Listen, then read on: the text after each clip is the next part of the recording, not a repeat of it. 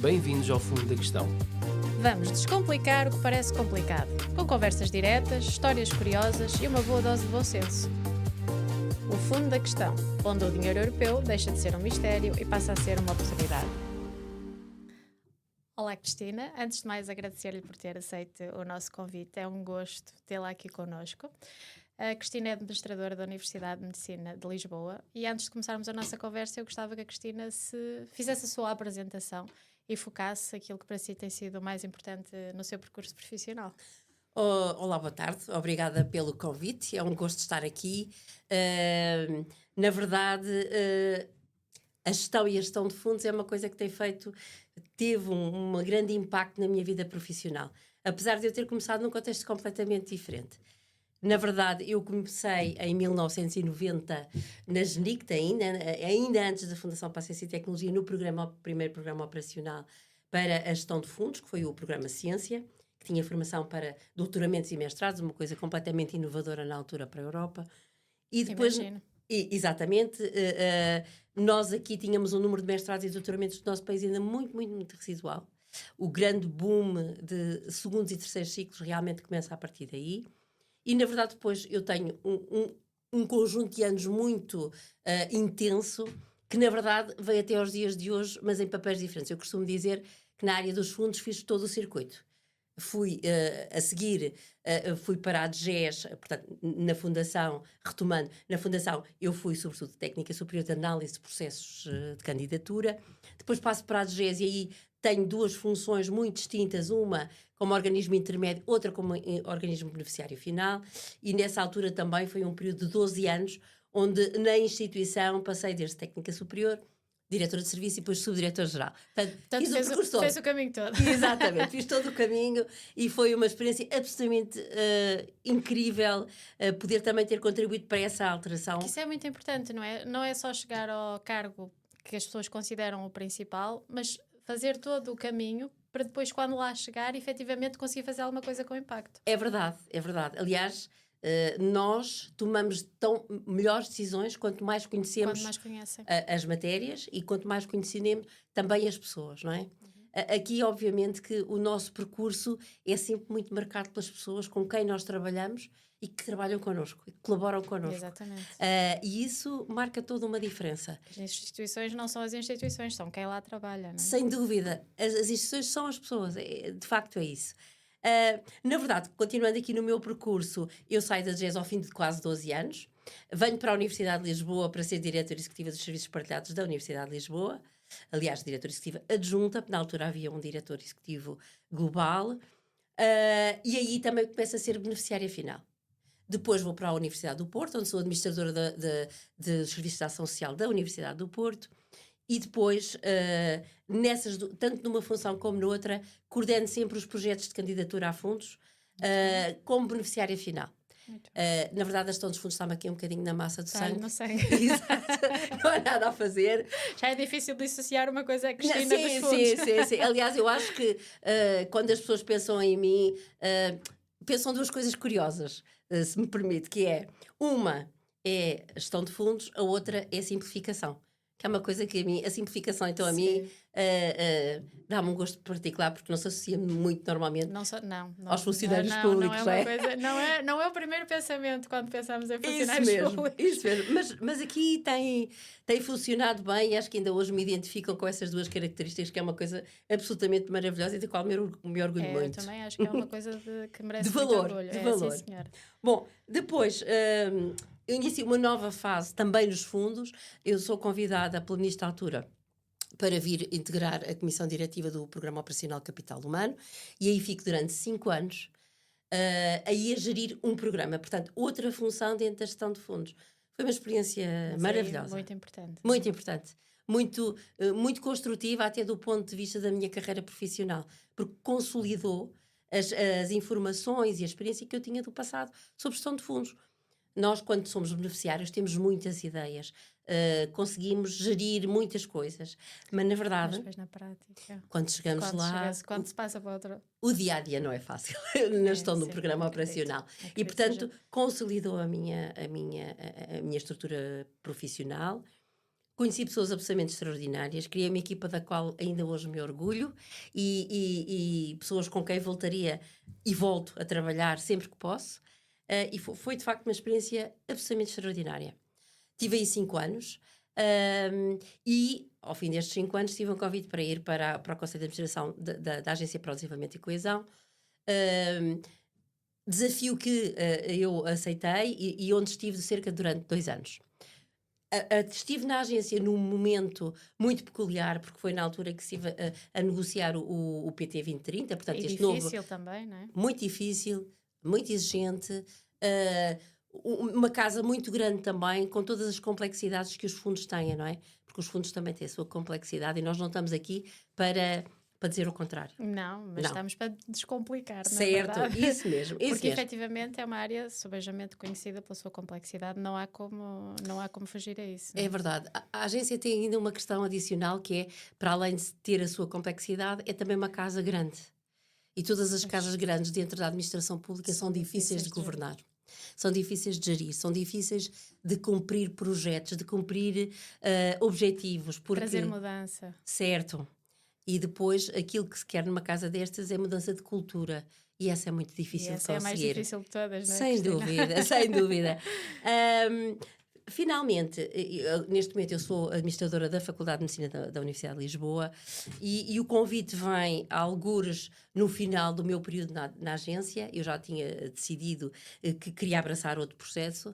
Nitidamente, a esta altura da minha carreira, que já basicamente posso dizer, faço 59 anos este ano, portanto não estou no meio, nem nada que se pareça, já estou muito mais a caminhar para a reta final, com muito... Ninguém mas digo acredita isto, nisso, digo isto Cristina. com muito Não, orgulho. Não, ainda há muito a fazer. Mas nesta altura traz-nos também a idade, a sabedoria e a tranquilidade de tomar algumas decisões. Claro. E a decisão foi, eu quero voltar à academia.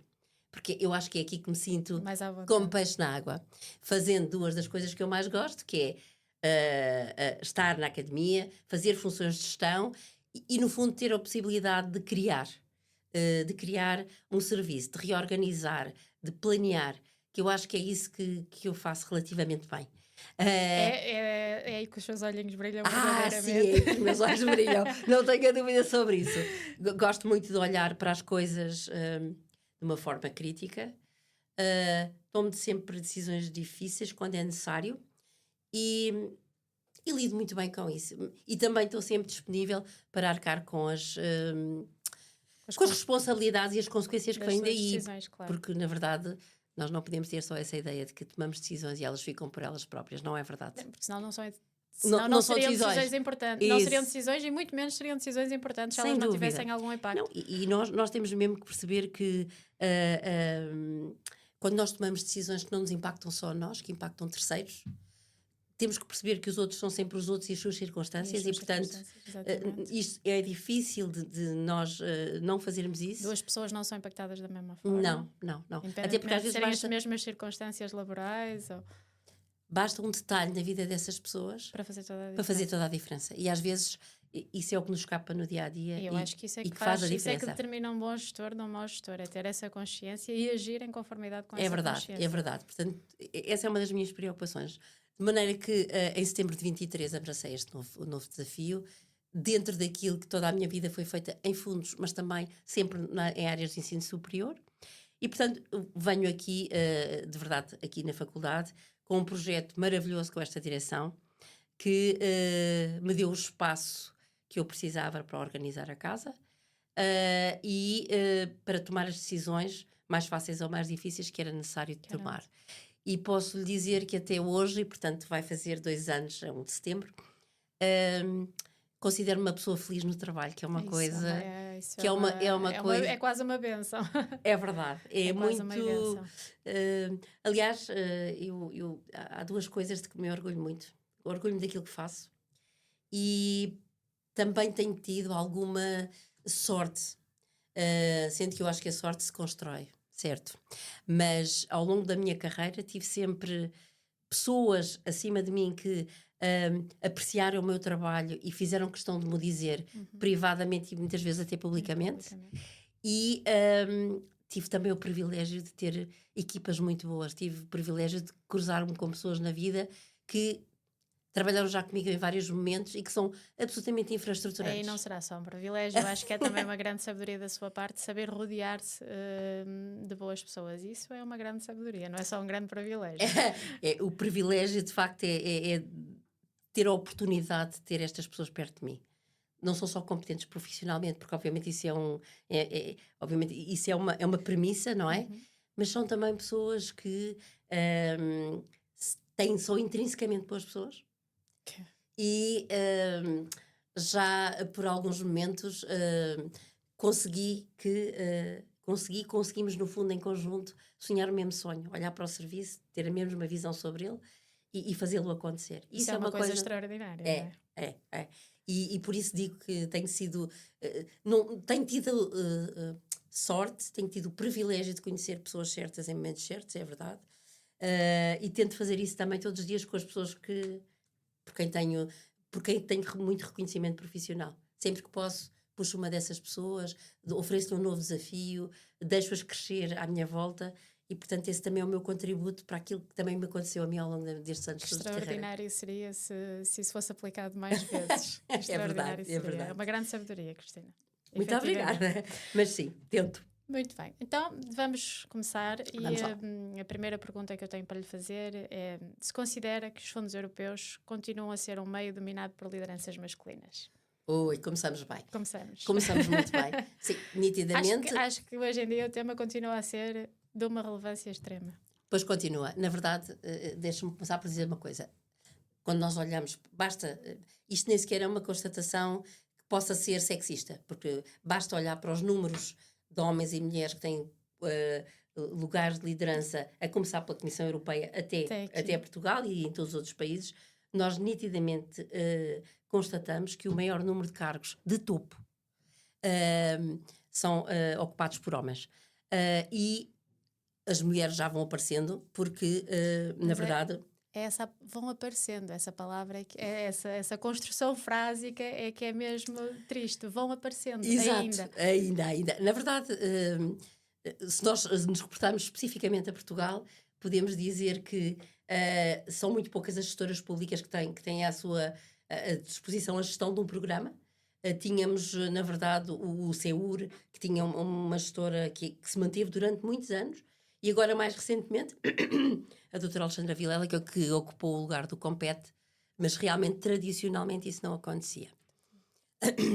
Durante muito tempo, quando foi feita a lei da paridade, eu confesso que até fui das pessoas que achei que era um disparate, que não via porque é que isso era, que achava que nós, as mulheres, não precisávamos de uma lei para nos proteger para chegarmos aos lugares, mas passados 25 anos de ser dirigente superior, se calhar não tenho mesmo bem a mesma ideia. Acho que há lugares onde nós chegamos porque temos que cumprir essa cota. E eu, por acaso, tal como outras coisas na administração pública, é porque sempre fizemos assim. Porque os homens nitidamente estavam mais talhados para lugares de mais responsabilidade e às vezes nem acho que seja nada nem científico, às vezes nem racional.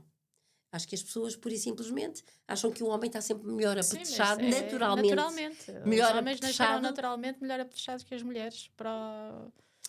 É verdade. O que é que eu acho? Sim, esta é uma questão que se passa na gestão de fundos, nitidamente, facilmente chegamos lá, mas se vocês olharem para o resto do panorama, se olharmos para o resto do panorama nacional, para as empresas multinacionais, agora começa a haver uma ligeira diferença em algumas empresas, mas de facto esse também é um padrão. Esse também é um padrão.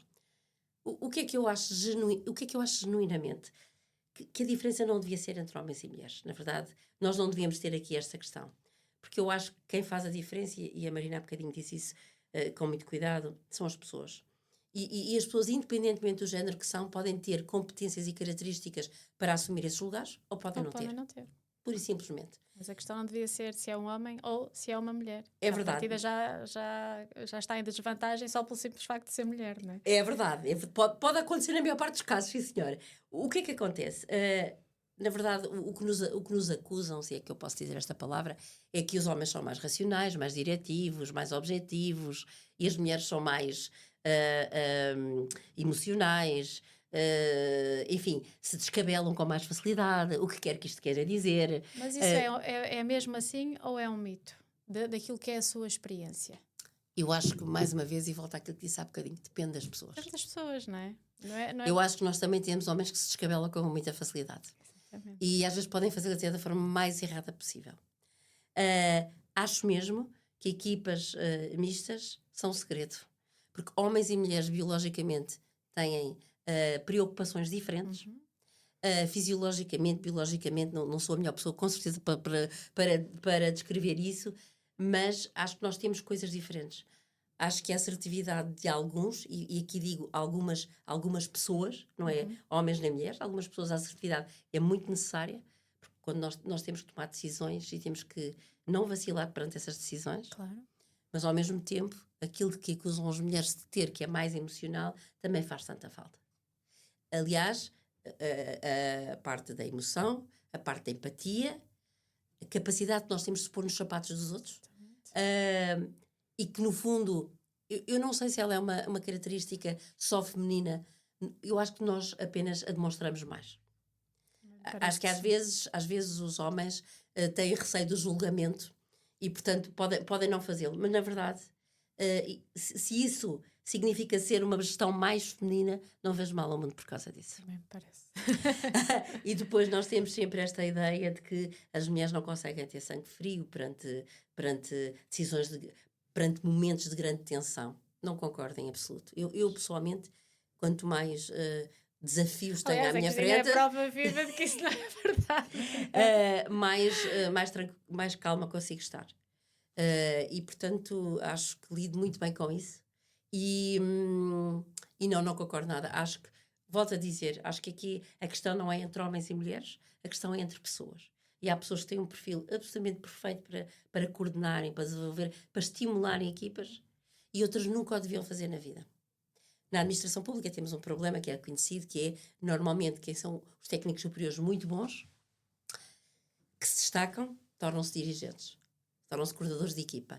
E, na verdade, nem sempre aqueles que são bons técnicos serão bons coordenadores ou dirigentes. E, portanto, esse é um erro comum que se comete. E muitas vezes nós já percebemos quando a pessoa está no lugar. Não é? Mas o problema depois também acaba muito por ser esse. Sem dúvida, sem dúvida. Portanto, acho mesmo que é isto. Sim, se as mulheres trazem emotividade e trazem alguma sensibilidade à gestão, ela que venha.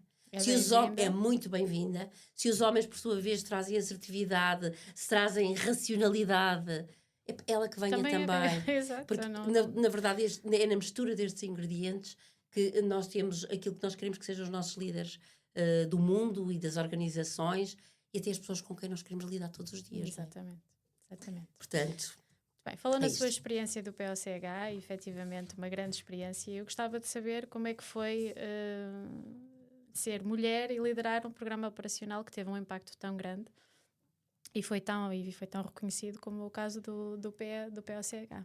Bom, o programa operacional Capital Humano tinha uma comissão diretiva que era constituída por um presidente, que era o Joaquim Bernardo, e na altura que eu fui designada para esse lugar, tínhamos duas vogais, uma colega que se chamava Ana e eu própria.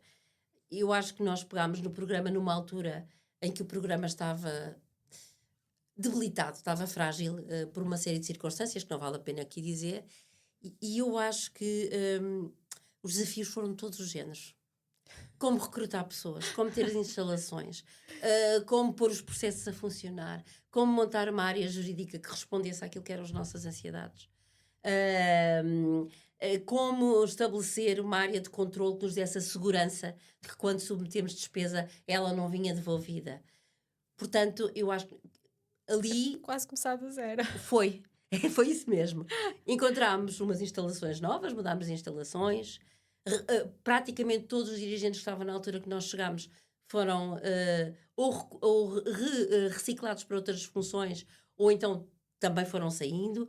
Recrutámos uma equipa dirigente média, isto é, aqueles que estão no meio, aqueles que no fundo fazem executar as tarefas de quem decide, porque na verdade na administração pública nós temos dois níveis que têm de estar articulados, completamente articulados, que é a gestão de topo, que toma as decisões, e aquilo que eu chamo com alguma piada a aposta do meio, que são a famosa aposta do meio, que são os dirigentes que estão pelo meio e que bebem toda a informação, partilham porque também é importante, da mesma visão que nós temos da gestão, e fazem acontecer para baixo para as equipas. E, portanto, eu acho que nós criámos até uma nova cultura na gestão de fundos. Fiz coisas que me orgulho imenso nesse programa.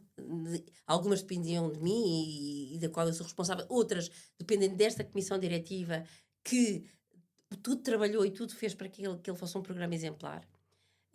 Na verdade, nós conseguimos mudar de instalações, conseguimos recrutar, mais que duplicar o número de recursos humanos, conseguimos integrar e melhorar muitos dos processos e viemos a ser o primeiro programa operacional a ser certificado pela ISO 9001, que era uma coisa única em Portugal e até muito rara na Europa. Portanto, olhar para o processo, descrever, ver o que é que temos que fazer em cada momento, que aliás é um problema, é uma constatação que se pode fazer em qualquer organismo de Estado. Vermos, olharmos, compreendermos o que é que estamos a fazer e porquê é que estamos a fazer.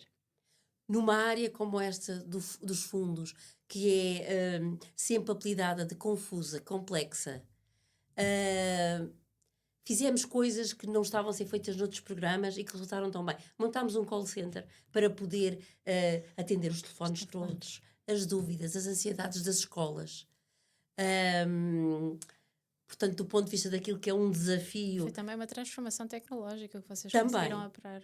É verdade. Portanto, na verdade, nós conseguimos transformar uma coisa que era quase uma caixa negra numa coisa com mais visibilidade, com mais... verdade seja dita, com um esforço enorme desta comissão diretiva e das equipas para baixo, que tudo fizeram também para dar este bom nome ao programa. A verdade é que ao fim dos 5 anos, quando eu saí, ainda faltava um bocadinho para a execução, nós já éramos o programa parcial com mais execução da Europa, e com muito boas práticas definidas. É um trabalho que eu fiz que muito me orgulha.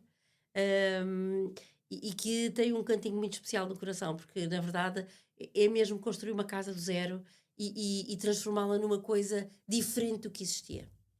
Que às vezes também é isso, não é? É pegar, ver, identificar e conseguir depois implementar, porque nem sempre isso é possível. Eu acho que no POCH vocês conseguiram. Nós nitidamente conseguimos fazer isso e acho que conseguimos uma coisa também muito interessante, que é que as pessoas, para além de ganharem espírito de corpo, quando se lhe perguntava onde é que trabalha, dizer com um sorriso trabalho na POCH. E isso muda, aliás, isso muda qualquer abordagem que possa fazer a qualquer pessoa. A forma como ela diz o sítio onde trabalha, percebe imediatamente se essa pessoa é feliz ou não se gosta de estar feliz. Às vezes eu utilizo esta palavra com muita frequência. Às vezes as pessoas metem-se comigo e dizem, feliz. Sim, feliz.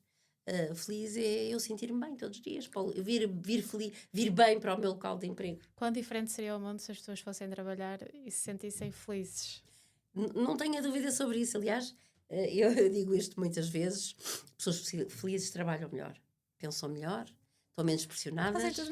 Fazem tudo melhor. Portanto, acredito mesmo nisto que estou a dizer. O POCH teve um papel determinante na formação, qualificação e educação em Portugal. Na sua visão, o que é que foi mais transformador neste programa e que impactos mais a marcaram pessoalmente a si enquanto gestora? O POCH tinha uma característica muito interessante. Primeiro, era um programa vocacionado para a área da formação. E a formação é uma coisa que é transformadora na sociedade. Ainda se fala hoje em dia, isto parece um conceito antigo da sociologia do elevador social, mas a verdade é que a formação ainda continua a ter esse papel. O POCH permitiu coisas maravilhosas, permitiu a um conjunto muito alargado de pessoas reconhecer competências, retornar ao mundo da formação. Pessoas que já tinham abandonado a possibilidade de ter estudos, voltaram através de programas mobilizadores dinamizados pelo IFP ou pelas escolas profissionais, voltar aos bancos da escola, reorganizar o seu próprio currículo e com isso garantir que também podiam criar novos objetivos e uma nova esperança na sua vida ou na sua carreira profissional. Olhar para a sua carreira profissional de uma forma mais crítica e de uma outra forma.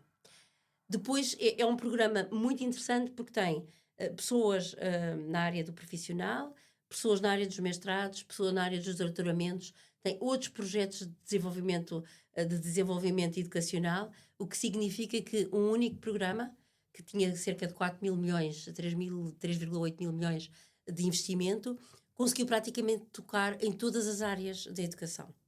Conseguiu transformar, conseguiu fazer uma pequena coisa por cada uma destes grandes blocos. E eu acho mesmo que se nota ou se notou na altura os impactos destas medidas. Porquê? Quando temos pessoas mais qualificadas, elas ficam mais preparadas para ir para o mundo do trabalho e isso reflete-se nitidamente no seu dia-a-dia. E, portanto, eu acho que o programa conseguiu fazer isso. Aliás, os indicadores de performance estão aí para serem consultados, os relatórios vêm confirmar isto que nós dizemos.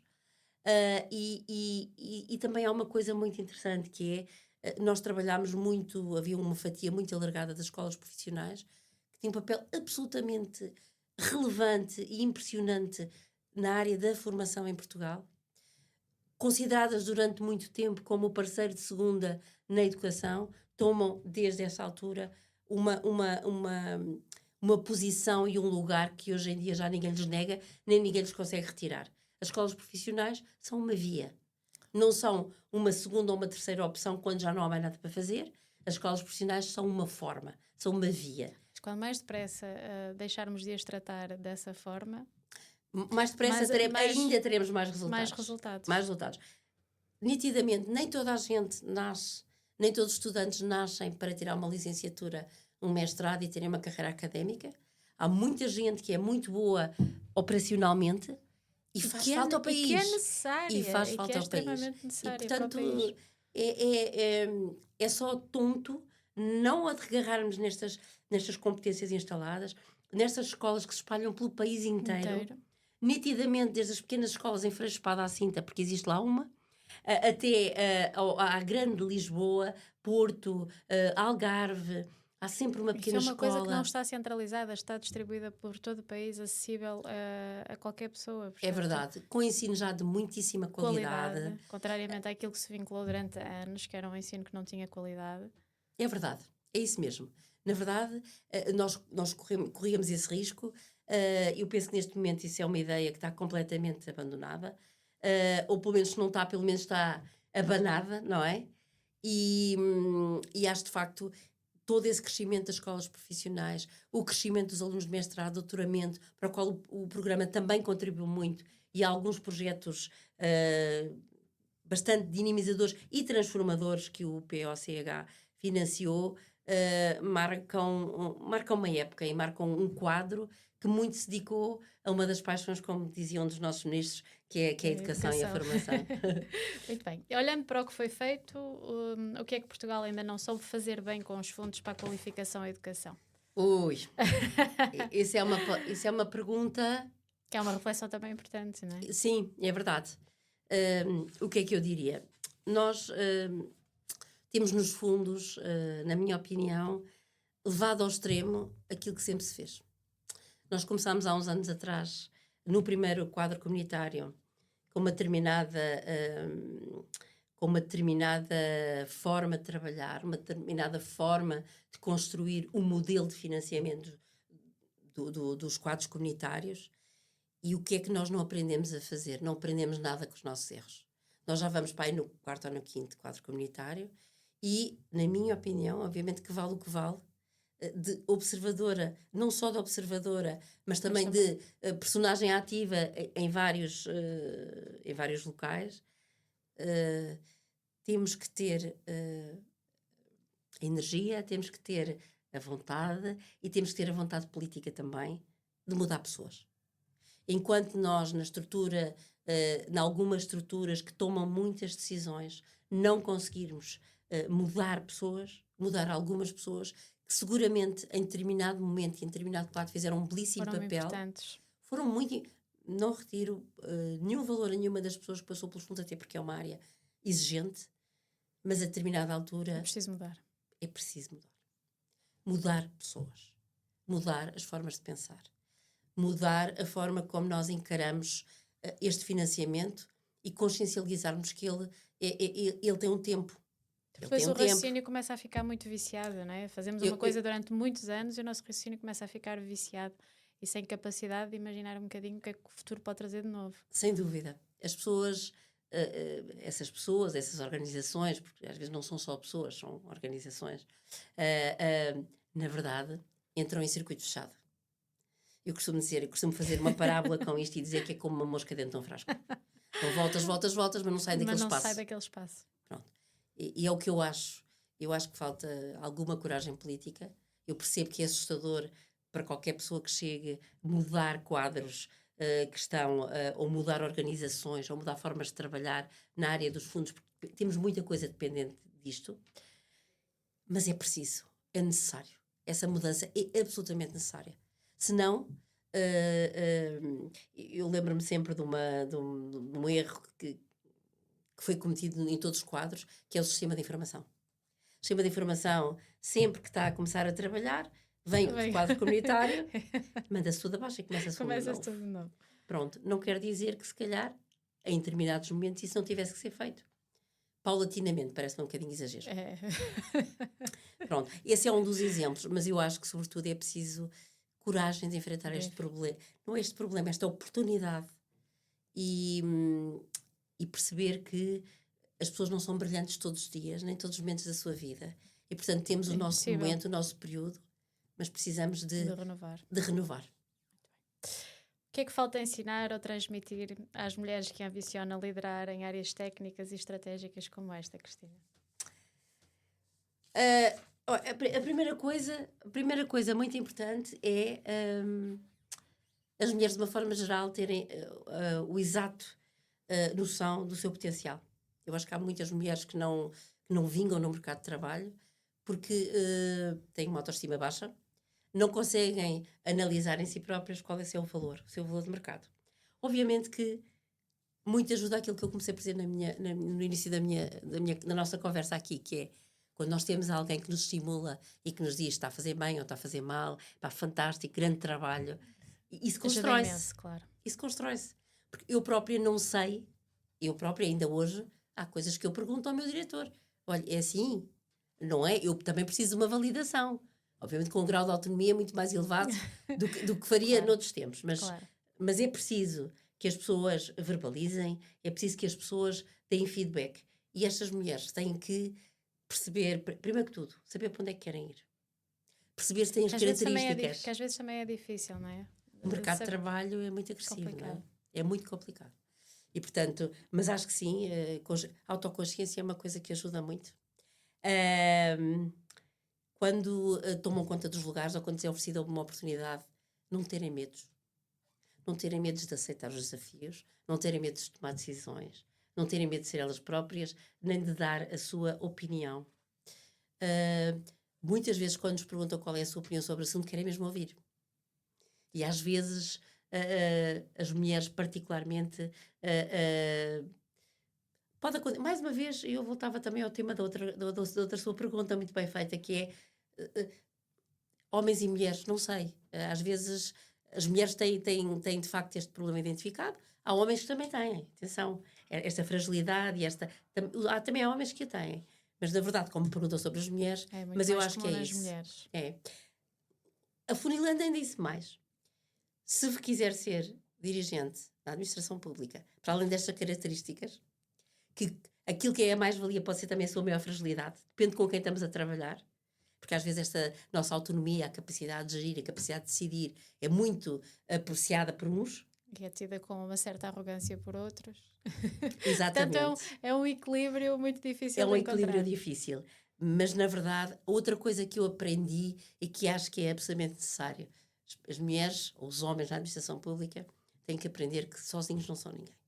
Portanto, têm que trabalhar muito com as suas equipas, trabalhar muito com as equipas das instituições de quem dependem. Criar laços pessoais, networking. Eu costumo dizer que o meu telemóvel vale alguns milhares de euros pelos contactos que lá têm. E mais, e atendem. Isso ainda é mais interessante. Essa é que é a parte extraordinária. E, portanto, ao longo da vida, nós vamos impactando pessoas, não é? E, no fundo, o que nós temos que fazer não é mais do que isso. É impactar, receber, dar, criar laços, criar empatia, no fundo, para garantir que coisas que demoram, às vezes, muito tempo, com uma conversa e menos formalidade, resolvem-se. Portanto, a capacidade Mas essa de interagir. sensibilidade é importantíssima, é saber se eu posso resolver isto de outra forma, que não o caminho que toda a gente segue, se calhar há outro caminho. Há uma administração pública que funciona muito bem, que é levantas-te da tua secretária e em vez de mandares um e-mail, vais à procura da pessoa. E, portanto, isso resulta tão bem aqui como no outro lado qualquer. A administração pública às vezes reage até melhor porque não estão habituados. Normalmente as pessoas são mais formais. Como assim? Não há toda uma cadeia de e-mails que deve ser respeitada. Sim. E percebermos bem o contexto em que estamos a trabalhar. Agora, as mulheres têm que ter esta... de alguma forma empoderarem-se. E para isso contribui, como eu estava a dizer há bocadinho, muito o feedback que nós damos às pessoas. Portanto, aqueles que coordenam, jovens mulheres, devem fazê-lo. Muito bem. Muito obrigada. Por último, e porque estamos a chegar ao fim, com muita pena minha, porque ficava aqui a tarde toda a ouvi-la. Que bom. Se tivesse que ir mesmo ao fundo da questão, Cristina, o que é que destacaria como mais urgente ou promissor no tema de hoje? Mais urgente. Eu diria que o trabalho que está para ser feito tem a ver com comunicação. Todos nós, que ouvimos falar sobre gestão de fundos, achamos sempre que é uma coisa, que é uma caixa negra, não é? Que é muito difícil chegar lá, que é muito difícil perceber qual é o objetivo, que é muito difícil perceber como é que nós vamos buscar fundos para financiar determinadas coisas. E depois navegar.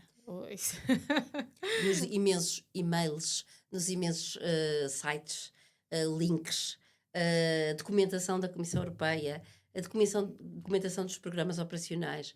Portanto, comunicar de forma simples. Comunicar de forma simples. Não complicar, ouvir as necessidades que os nossos beneficiários atuais têm e tentar ainda impactá-los.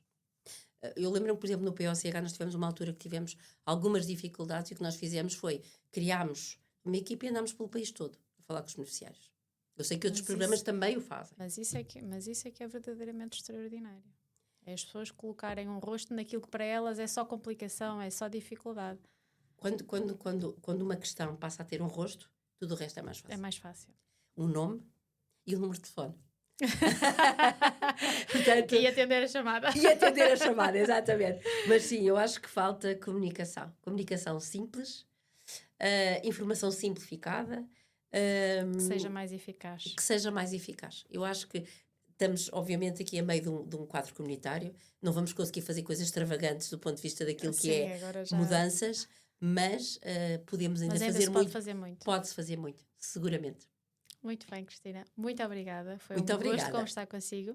E, acima de tudo, agradecer-lhe porque faz o seu papel com grande humanidade e isso é uma coisa extraordinária. Muito obrigada. Obrigada, Mariana. Foi um gosto estar aqui.